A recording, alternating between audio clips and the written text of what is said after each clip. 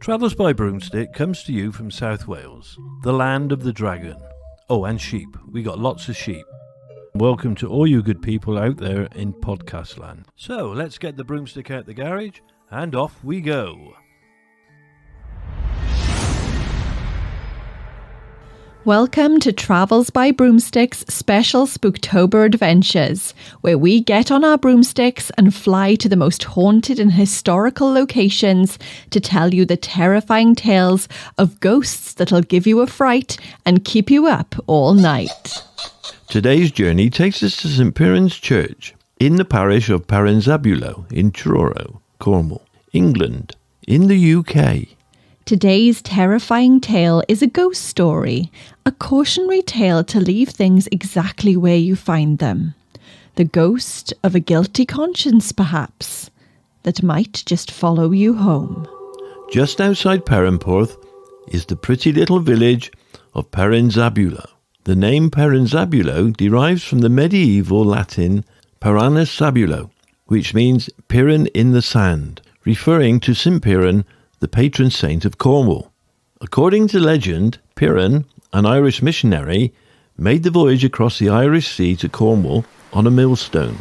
Another version of this legend, the millstone was tied round his neck.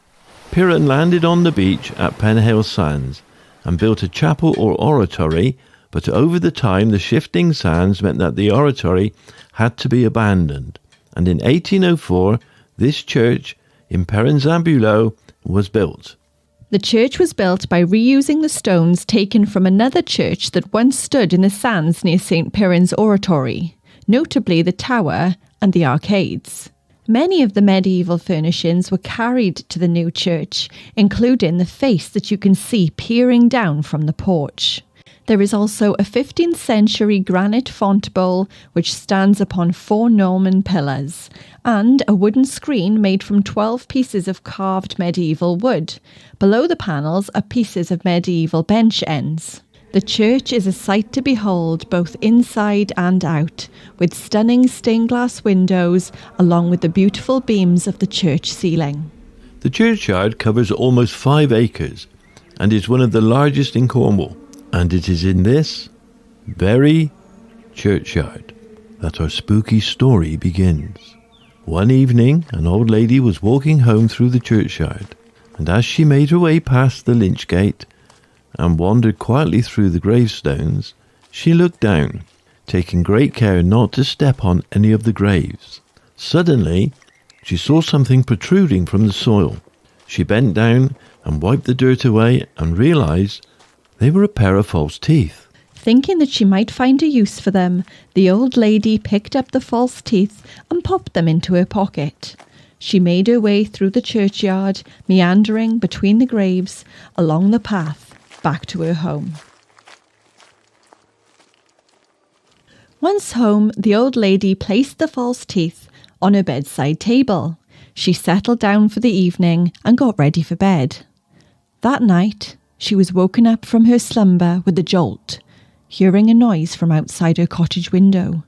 She listened for a moment, alone in the dark, clutching at her bed sheets in fright, as the sound of heavy footsteps seemed to walk right up to her window.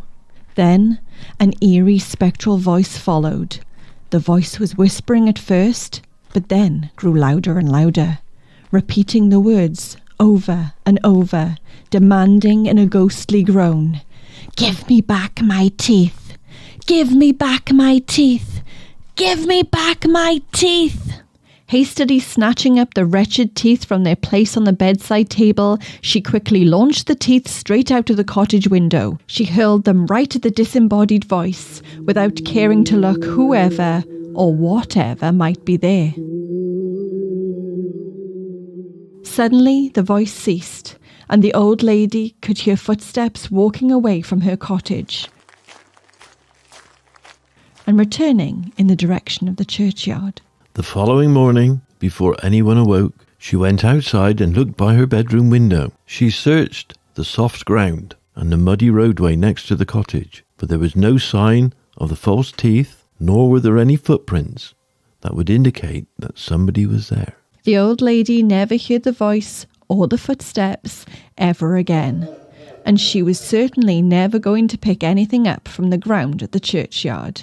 She didn't want anyone or anything to follow her home.